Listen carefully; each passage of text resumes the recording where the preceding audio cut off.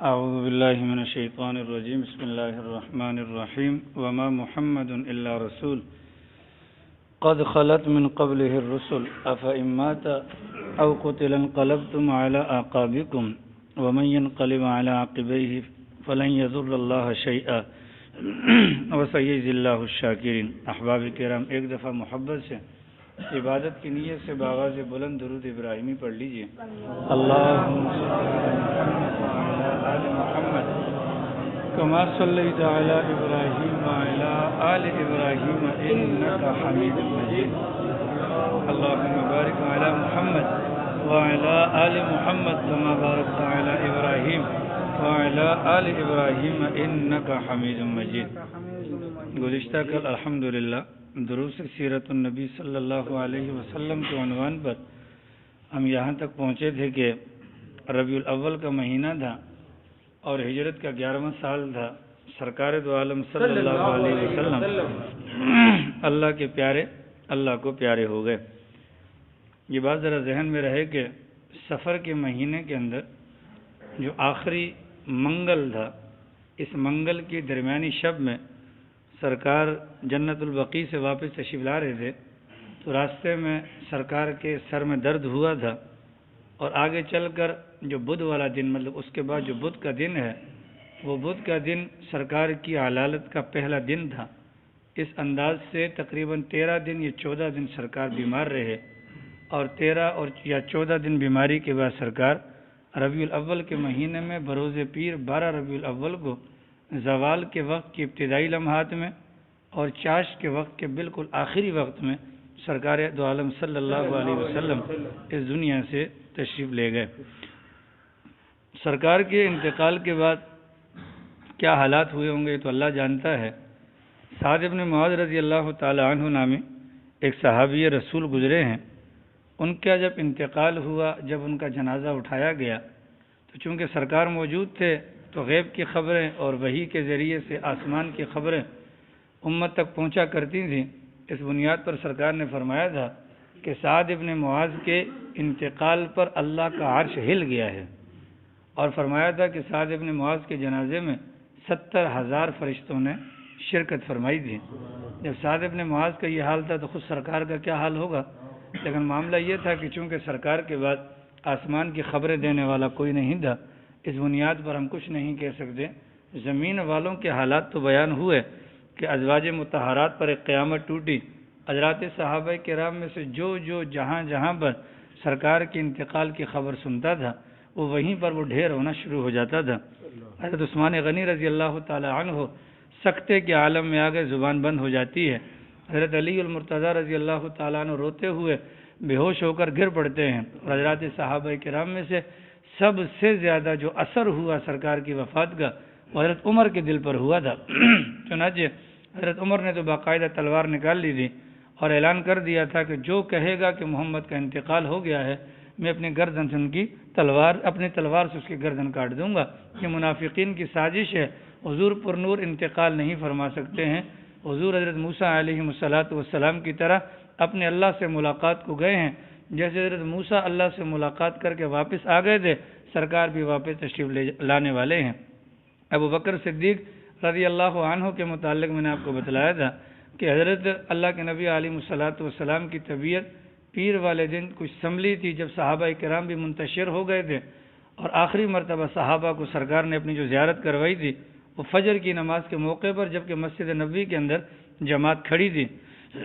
سرکار نے پردہ اٹھایا تھا، صحابہ نے سرکار کی اور سرکار نے صحابہ کرام کی زیارت کی تھی۔ اس کے بعد سرکار صحابہ کرام کو نہ دیکھ سکے اور صحابہ بھی سرکار کو زندہ نہ دیکھ سکے۔ طبیعت کے سنبھل جانے پر ابو بکر صدیق رضی اللہ عنہ نے اجازت مانگی تھی کہ سرکار ہماری ایک بیگم جو مدینہ منورہ سے باہر ہے، اگر آپ کی اجازت ہو۔ اب چونکہ اطمینان بھی ہے، اتوار کے دن طبیعت زیادہ ناساز تھی، بے چینی تھی، اور پیر والے دن وہ کیفیت نہیں تھی، سرکار کی اجازت پر تشریف لے کر جاتے ہیں۔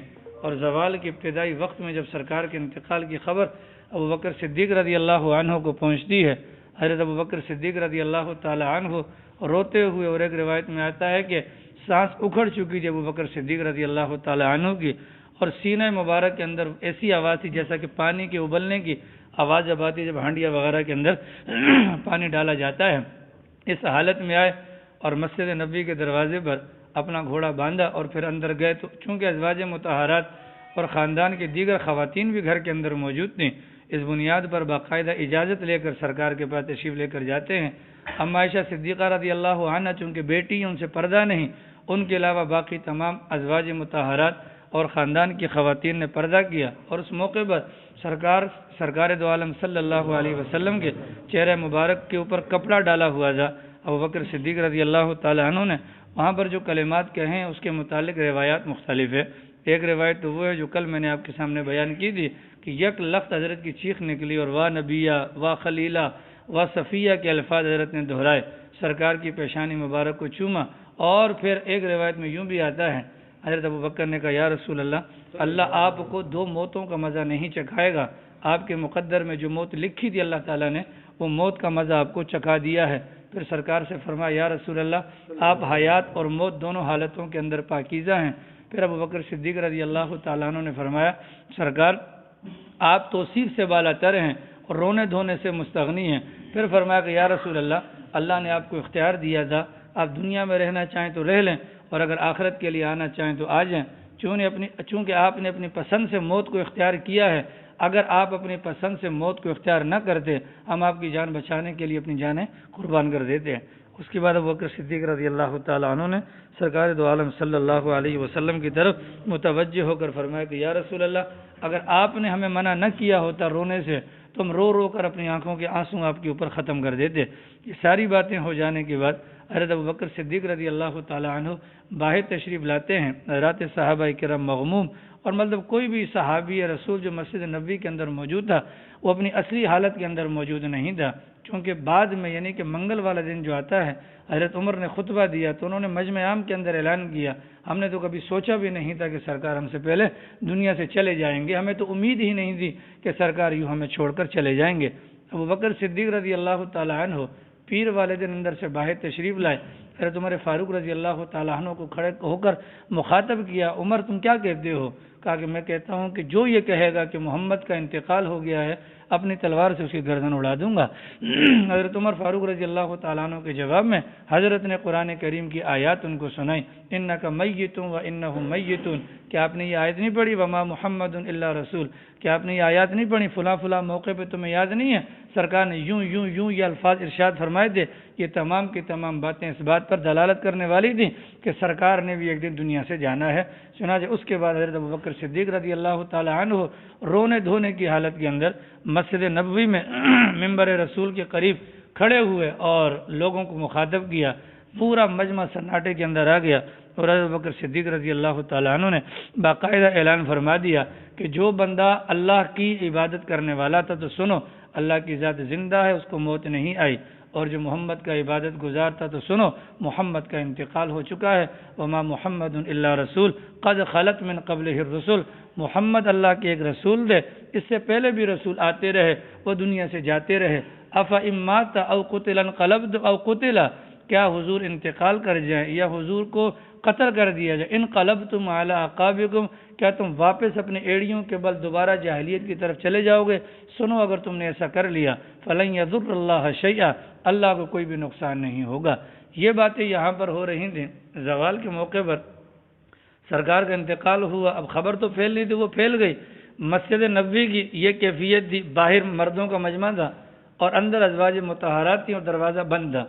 اللہ کی شان عام طور پر دنیاوی اعتبار سے بھی ہوتا یہی ہے کہ جب کسی بڑے کا انتقال ہوتا ہے تو تجہیز اور تکفین اور جو دیگر معاملات ہوتے ہیں اس کے لیے سب سے پہلے جانشین کا انتخاب کرنا یا جانشین کو مقرر کرنا ضروری ہوتا ہے۔ یہی وجہ ہے کہ بادشاہان یا سربراہان مملکت جب انتقال کرتے ہیں تو جب تک ان کے خلیفہ کا یا ان کے بعد ان کے ولی عہد کا اعلان نہیں ہو جاتا اس وقت تک بادشاہ کی وفات کی خبر کو چھپایا جاتا ہے۔ مسجد نبوی کے اندر یہ معاملہ چل رہے تھے، مدینہ منورہ کے اندر انصار کے مسلمان جتنے بھی تھے یہ سارے کے سارے قبیلہ بنو ساعدہ کے اندر سارے کے سارے جمع ہو جاتے ہیں اور وہاں پر بیٹھ کر مشاورت شروع ہو جاتی ہے۔ سرکار دنیا سے چلے گئے ہیں، مدینہ منورہ کے اندر سرکار کا انتقال ہوا ہے، تو مدینہ ہمارا حقیقت ہے، مدینہ انہی حضرات کا تھا۔ اس بنیاد پر مشاورت کرنا شروع ہوئی کہ سرکار کے بعد سرکار کا جانشین کون بنے گا۔ چنانچہ اب وہاں پر دو بڑے بڑے قبائل تھے، ایک تو قبیلہ اوس تھا اور ایک قبیلہ خزرج تھا۔ ان دونوں قبائل کے اندر پرانی دشمنیاں چل رہی تھیں۔ سرکار کی آمد کی برکت سے وہ دشمنیاں محبتوں کے اندر تبدیل ہو گئیں اور وہ آپس میں نفرتیں اور جو عداوتیں تھیں وہ دوستی اور محبت کے اندر تبدیل ہو جاتی ہیں۔ اب انصار کے لوگوں نے کہا کہ چونکہ سرکار مدینہ منورہ میں انتقال فرما چکے ہیں، اب سرکار کا جانشین انصار میں سے بنے گا۔ یہ انصار کے حضرات کی اپنی ذاتی رائے تھی۔ اسی حوالے سے انصار کی جماعت کے اندر مشاورت ہو رہی تھی اور انصار کے سردار حضرت سعد بن عبادہ رضی اللہ تعالی عنہ وہ بیمار تھے اور کمبل اوڑھ کر گھر کے اندر تشریف فرما تھے۔ سب کے سب انصاری صحابی جو وہاں پر موجود تھے ان سب نے بالاتفاق اس بات پر اتفاق کر لیا کہ سرکار کے بعد جو ہمارے امیر ہوں گے، سرکار کے جو جانشین ہوں گے وہ سیدنا سعد بن عبادہ ہوں گے۔ چنانچہ سعد بن عبادہ کو باقاعدہ امیر منتخب کرنے اور ان کے ہاتھ پر بیعت کرنے کے لیے اندر سے باہر لانے کی تیاریاں ہو رہی ہوتی ہیں۔ اتنے میں وہیں کے لوگوں میں سے کوئی آ کر مسجد نبوی کے اندر حضرات صحابہ کرام میں سے حضرت ابوبکر صدیق رضی اللہ عنہ اور حضرت عمر فاروق رضی اللہ تعالی عنہ کو اطلاع دے دیتے ہیں کہ وہاں پر قبیلہ بنو ساعدہ کے سقیفہ بنو ساعدہ کے اندر باقاعدہ اس حوالے سے مشاورت ہو رہی ہے۔ اب ابوبکر صدیق رضی اللہ تعالی عنہ اور عمر فاروق رضی اللہ تعالی عنہ یہاں پر جو گھر کے اندر کے معاملات تھے وہ تو حجرہ نبوی کے اندر ازواج اور خواتین وغیرہ تھیں اور مسجد نبوی کے اندر دیگر حضرات صحابہ کرام تھے۔ یہ دونوں حضرات اس بنیاد پر یہاں سے روانہ ہوتے ہیں کہ وہاں جا کر معاملات کو دیکھا جائے، ایسا نہ ہو کہ کسی ایسے بندے کے ہاتھ پر بیعت کر لی جائے کہ جو بندہ کل کو چل کر سرکار کی جانشینی کا حق ادا نہ کر سکے اور معاملہ ایسا نہ ہو جائے کہ فتنہ فساد کی بنیاد نہ پڑ جائے۔ چونکہ سرکار نے 23 سال لگائے تھے، محنت کی تھی اور اس محنت کی بنیاد پر سرکار نے کفر کو کچل دیا تھا۔ اب سرکار کی سرداری کو برقرار رکھنا ہے اور ان کی محنت کو پانی پھیرنے سے بچانا ہے تو خوب سوچ بچار کے بعد کسی ایسے بندے کو خلیفہ نامزد کیا جائے کہ جس پر نہ صرف افراد کا اتفاق ہو بلکہ وہ ہر لحاظ سے سب سے بہتر ہو۔ چنانچہ یہ دونوں حضرات وہاں پر جاتے ہیں، ان کے ساتھ تیسرے صحابی حضرت ابو عبیدہ بن الجراح رضی اللہ تعالی عنہ بھی تشریف لے کر جاتے ہیں۔ انصار کے مجمع میں جب یہ دونوں حضرات پہنچتے ہیں، انصار نے ان تینوں حضرات کو دیکھ کر کہا کہ بھئی سرکار کی جانشینی کا مسئلہ ہے اور ہم یہ چاہتے ہیں کہ امیر ہمارا ہوگا، مطلب انصار میں سے ہوگا۔ اس پر سیدنا ابوبکر صدیق رضی اللہ تعالی عنہ یا کسی اور نے کہا کہ بھئی معاملہ یہ ہے کہ سرکار فرما کر گئے ہیں کہ جو سرداری ہے یعنی کہ جو مطلب سردار بنے گا سرکار کے بعد تو وہ الائمۃ من القریش، وہ قریش کے خاندان کا ہوگا۔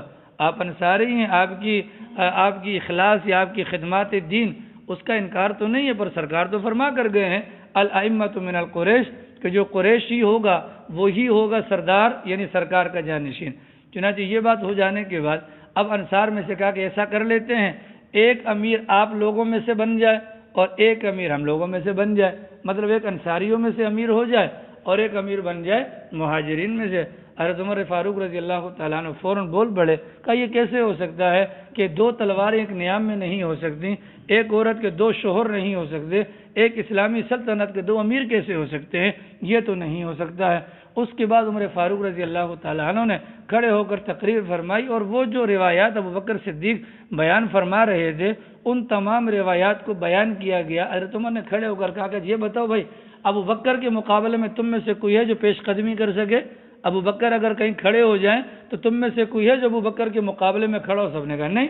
پھر حضرت عمر فاروق رضی اللہ تعالیٰ عنہ نے حضرت ابوبکر صدیق رضی اللہ تعالیٰ عنہ کی خصوصیات قرآن کریم سے بیان فرمایا دیکھو اللہ نے قرآن میں کہا ثانیۃ اثنین، دوسروں میں سے دوسرا وہ ابوبکر صدیق کی ذات ہے، تم میں سے ہم میں سے کسی اور کا نام قرآن میں آیا؟ کہا نہیں۔ کہا کہ اللہ نے قرآن میں کہا اذ یقول لصاحبہ، وہ جو صاحبہ کا سرکار کا صاحب یعنی ساتھی جو قرآن میں بیان ہوا ہے وہ ابوبکر صدیق ہے کہ ہم میں سے تم میں سے کوئی ہے؟ کہا کہ نہیں۔ ان تمام چیزوں کو بیان کرنے کے بعد ابوبکر صدیق رضی اللہ تعالیٰ عنہ کے حق میں حضرت عمر فاروق رضی اللہ تعالیٰ عنہ نے فرمایا ابوبکر سے بہتر خلافت کا مستحق کوئی نہیں ہو سکتا، اس لیے کہ سرکار نے مرض الوفات کے اندر اپنے مسلح پر جن کو اپنا جانشین قرار دیا ہے اگر وہ دینی لحاظ سے اگر ہمارے سربراہ ہیں، ہم دنیاوی لحاظ سے بھی ان کو اپنا امیر مان لیتے ہیں۔ چنانچہ یہ مشاورت ہو گئی۔ ابو بکر صدیق کا جب نام آیا انصار نے کوئی بھی اعتراض نہیں کیا۔ انصار میں سے سب سے پہلے بشیر ابن سعد نامی صحابی رسول اٹھے اور وہ بیعت کرنے کے لیے آگے بڑھے۔ ابو بکر صدیق رضی اللہ تعالی عنہ نے جو تقریر فرمائی ہے انصار کی جماعت میں، اس میں فرمایا کہ یہ دو بندے ہیں، ایک ابو عبیدہ بن الجراح ہیں اور ایک عمر فاروق ہیں، ان دونوں میں سے کسی ایک کے ہاتھ پر بیعت کر لو۔ ابو بکر صدیق رضی اللہ تعالی عنہ کے جواب میں عمر فاروق بولے، نہ حضور، آپ کے مقابلے میں ہم کبھی بھی کھڑے نہیں ہو سکتے، آپ ہم سے افضل ہیں۔ حضرت عمر نے کہا، حضرت ابو بکر صدیق نے کہا کہ عمر، یہ معاملہ بہت نزاکت والا ہے، میں کمزور دل کا آدمی ہوں، میں نہیں چلا سکتا، آپ قوی ہیں، آپ امیر بن جائیں۔ تو حضرت نے فرمایا کہ نہیں حضرت، آپ کے مقابلے میں تو نہیں آؤں گا، آپ کے ہاتھ پر بیعت کی جائے گی، آپ کو امیر منتخب کیا جائے گا، میں آپ کا وزیر بن کر اپنی جتنی بھی قوت اور طاقت ہے وہ میں آپ کے ساتھ خرچ کروں گا۔ اس کے بعد بشیر ابن سعد نامی صحابی رسول سب سے پہلے آگے بڑھتے ہیں، ابو بکر صدیق رضی اللہ تعالیٰ عنہ کے ہاتھ پر بیعت فرما لیتے ہیں، پھر ابو عبیدہ بن الجراح اپنا ہاتھ بڑھاتے ہیں، اس کے بعد حضرت عمر فاروق رضی اللہ تعالیٰ عنہ بیعت فرماتے ہیں، اس کے بعد سارے کے سارے انصار کی جو جماعت ہے ابو بکر صدیق رضی اللہ تعالیٰ عنہ کو خلیفہ نامزد کر لیتی ہے۔ یہ دن تھا پیر کا، یعنی کہ زوال کے موقع پر سرکار کا انتقال، اور یہ عصر کے بعد کے لگ بھگ کا جو وقت تھا، اس میں سیدنا ابو بکر صدیق رضی اللہ تعالیٰ عنہ خلیفہ نامزد ہو جاتے ہیں۔ دوسری طرف آئیے، سرکار کے گھر کے اندر تو قیامت خیز معاملہ تھا، چونکہ یہ زوال کے بعد کا وقت تھا، ابو بکر صدیق وہاں پر موجود تھے، تو یہ شام ہو جاتی ہے، پھر رات ہو جاتی ہے۔ حضرات صحابہ کرام کا ایمان تھا، انبیاء کرام کے اجسام جو ہے نا، وہ عام انسانوں کے اجسام کی طرح نہیں ہوتے۔ عام انسان کا جسم مرنے کے بعد بدبو آ سکتی ہے، گل سکتا ہے، سڑ سکتا ہے، لیکن حضرات انبیاء کرام کا تو یہ معاملہ نہیں تھا۔ اس بنیاد پر تمام صحابہ کرام کی جو ذہنی سوچ تھی وہ یہ تھی کہ پہلے سرکار کی محنت کو بچایا جائے، اپنا امیر نامزد کر لیا جائے، سرکار کے جسم کو ویسے بھی کچھ نہیں ہوگا۔ چنانچہ وہ دن جو پیر کا گزرا اور وہ رات جو پیر والی گزری، اس حالت کے اندر ہی رہے۔ اگلا دن منگل کا آتا ہے، منگل والے دن تمام لوگوں نے ابو بکر صدیق رضی اللہ تعالی عنہ کے ہاتھ پر بیعت کی، گویا کہ بلا مقابلہ بالاتفاق۔ ابو بکر صدیق رضی اللہ تعالی عنہ وہ بیعت خاص تھی جو انصار کے مجمع میں پیر والے دن ہوئی تھی، اور جو عمومی بیعت تھی وہ منگل والے دن مسجد نبوی کے اندر ممبر رسول پر کھڑے ہو کر انہوں نے لوگوں سے بیعت لے لی۔ اب اگلا معاملہ آ جاتا ہے سرکار کی تجہیز کا، تکفین کا، اور اس کے بعد نماز جنازہ کا، اور اس کے بعد سرکار کی تدفین کا۔ سرکار کو تجہیز، کفن پہنانا ہے تو کفن پہنانے سے پہلے مردے کو غسل دیا جاتا ہے۔ حضرات نے ارادہ کیا سرکار کو غسل دینا ہے، اب ظاہر ہے کہ غسل دینے کے لیے کپڑے اتارنے پڑیں گے۔ حضرات صحابہ کرام کے دماغ میں یہ بات آئی کپڑے اتارے جائیں یا نہ اتارے جائیں۔ اب اسی معاملے میں مشاورت ہو رہی تھی، یکدم اللہ کی طرف سے تمام لوگوں پر نیند طاری ہو گئی۔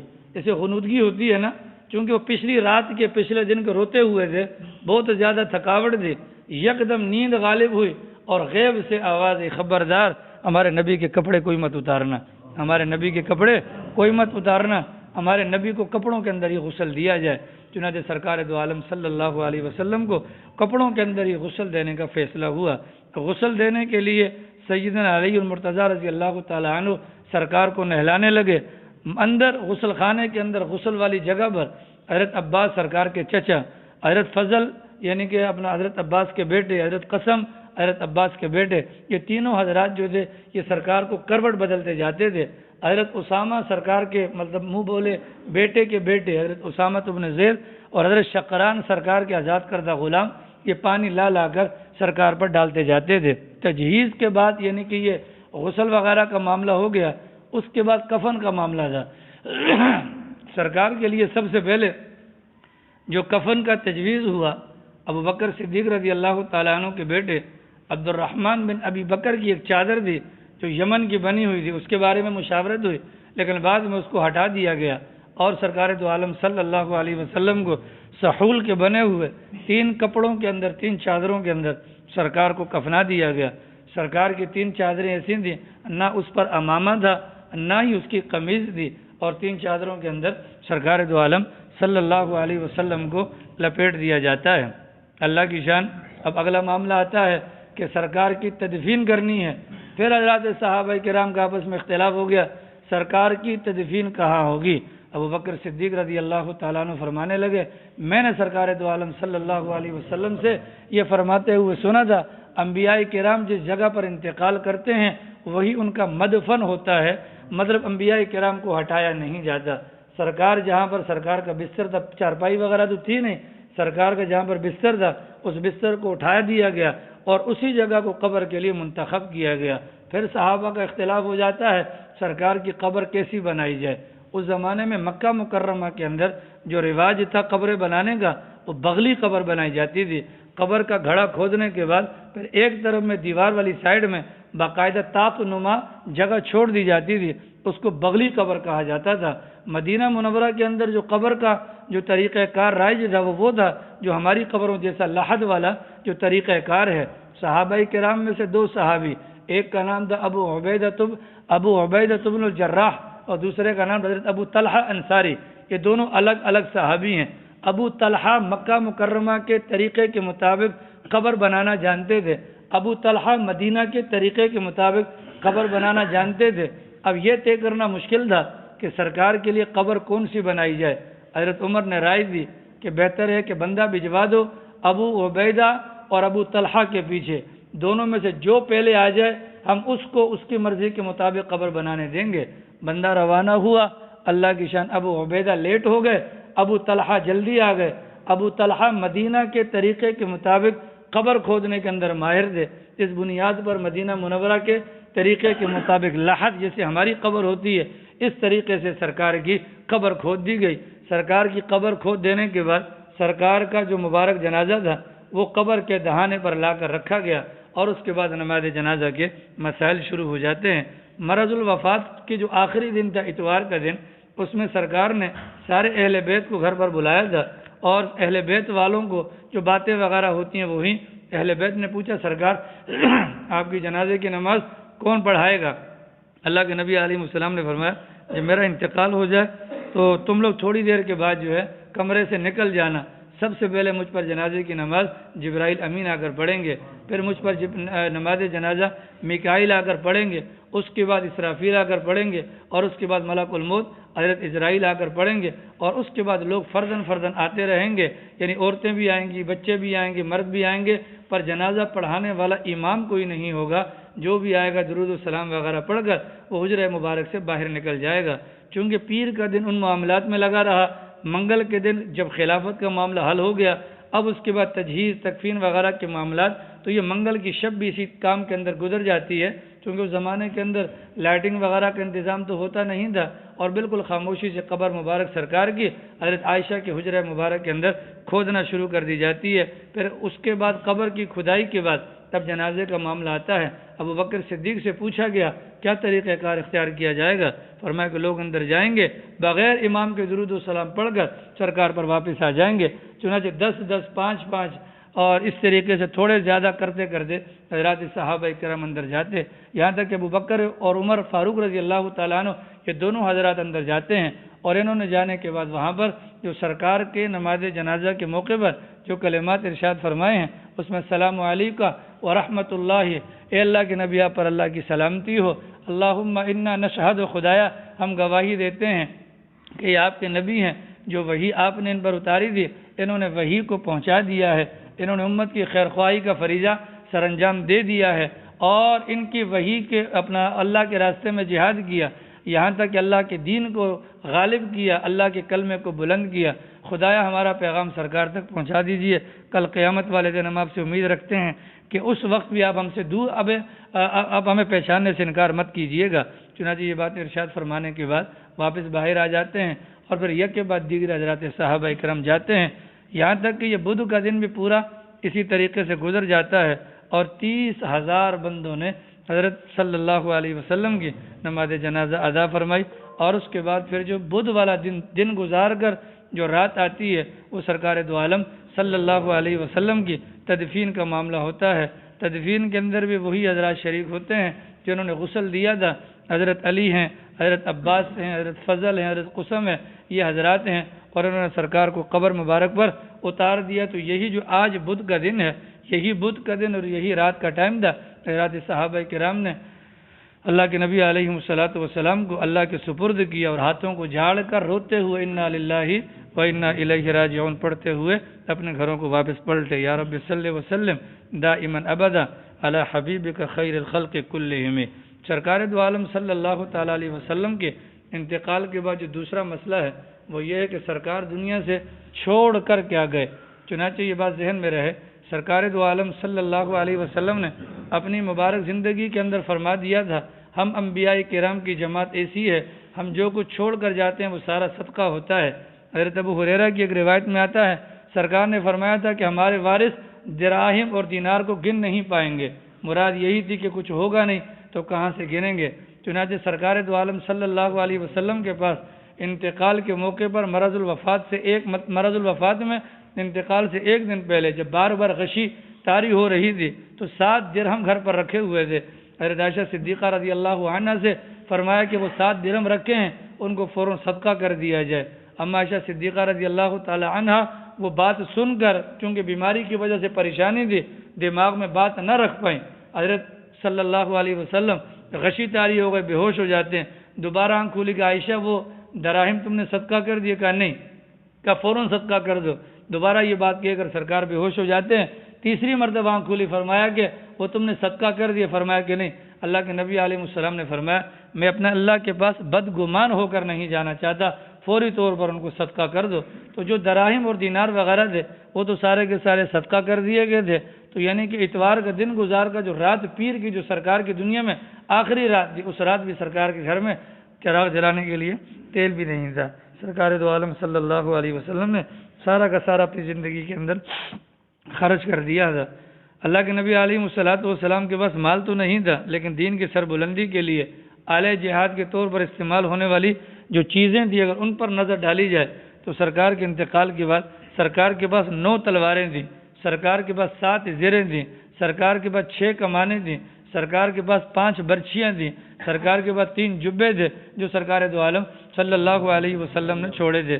سرکار دو عالم صلی اللہ علیہ وسلم کے متروکات میں سے بہت ساری چیزیں تھیں جو بطور یادگار کے بعد میں رہیں۔ ان میں سے خاص طور پر حجۃ الوداع کے موقع پر مینا کے میدان میں سرکار نے جو اپنے بال مبارک جو صحابہ کرام میں تقسیم فرمائے تھے اس کا زیادہ حصہ حضرت ابو طلحہ انصاری کے پاس تھا۔ حضرت انس بن مالک رضی اللہ تعالی عنہ کے پاس سرکار کے بال بھی تھے اور 2 اضافی چیزیں بھی تھیں، سرکار کے نالین مبارک، جوتے مبارک اور سرکار کا لکڑی والا پیالہ جو ٹوٹا ہوا تھا اور چاندی کے تاروں کے ساتھ اس کو جوڑا گیا تھا وہ بھی حضرت انس کے پاس تھا۔ سرکار کی تلوار ذوالفقار نام کی جو تھی وہ حضرت علی المرتضی رضی اللہ تعالی عنہ کے پاس رہی اور بعد میں ان کی نسل بعد نسل وہ چلتی رہی۔ جن کپڑوں کے اندر سرکار کو غسل دیا گیا تھا اور اس کے بعد کفن کے لیے اتار دیا گیا تھا وہ کپڑا حضرت عائشہ صدیقہ رضی اللہ تعالی عنہ کے پاس ان کے انتقال تک رہا۔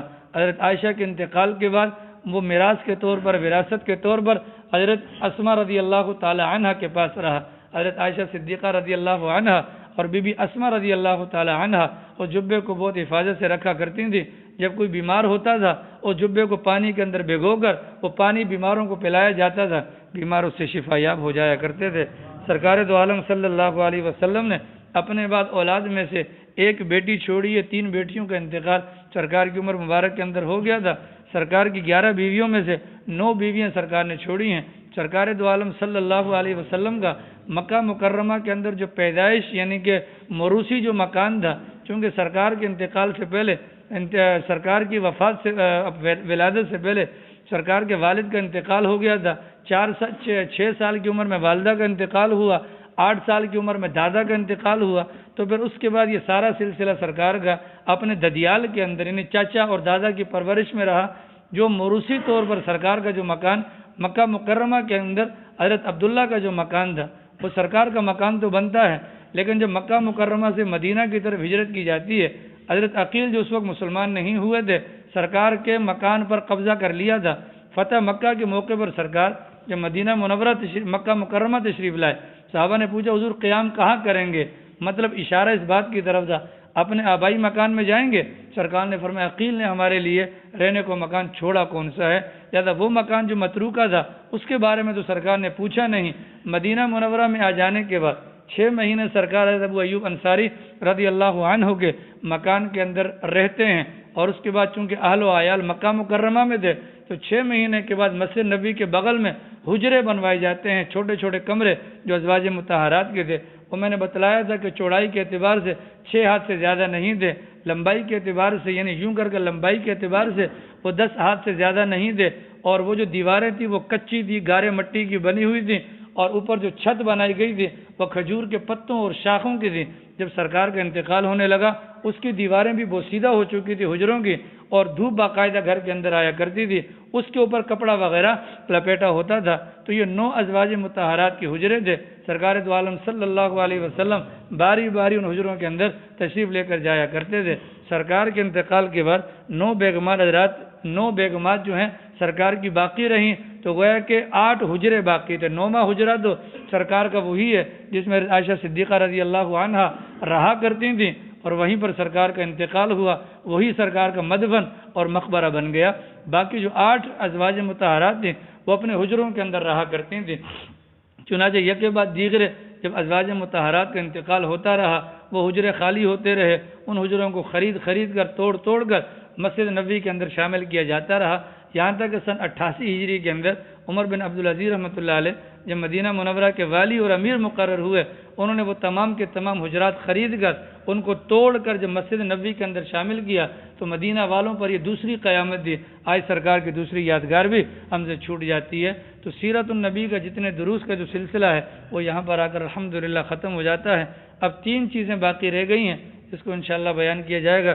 ان میں سے ایک سرکار کی ازواج مطہرات جو امت کی مائیں ہیں، سرکار نے شادیاں کی، کتنی کی، کب کی، اور کرنے کی وجوہات کیا تھی، پھر سرکار کی اولاد کا بیان ہے، اور پھر آخر میں انشاءاللہ ہفتے والے دن اللہ نے چاہا تو سرکار کا مبارک حلیہ بیان کیا جائے گا، اور پھر اتوار والے دن انشاءاللہ محفل حمد و نعت ہوگی۔ آپ تمام احباب سے گزارش ہے خود بھی شرکت کریں اور دوسروں کو بھی دعوت دیں۔ تو کل انشاءاللہ ازواج مطہرات کے حوالے سے کچھ باتیں بیان کی جائیں گی۔ اللہ پاک توفیق عمل نصیب۔